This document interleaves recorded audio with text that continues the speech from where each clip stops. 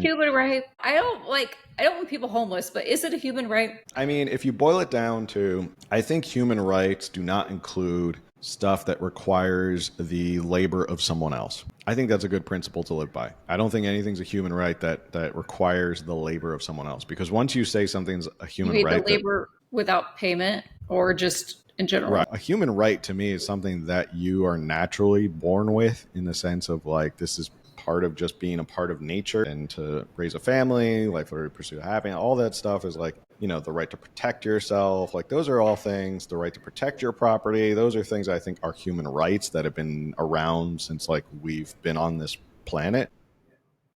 And that's where I think I draw the line, is like, human rights are not stuff that somebody else, and labor could include not just labor of people who have to do it, it's the forced pain Right. of people to pay for that labor. Right. So when the government says, well, housing's a human right, so you have to help, we're going to increase your taxes so everyone can have a house. And it's like, excuse me? So I labor for the money that I'm making that you then tax and then turn around and give it to people because you say it's a human right. Like, I don't think that's how it works. So no, Right. I don't. Because in that regard, we all have the human right to just not work anymore, and we'll all just quit and then see what happens. Right.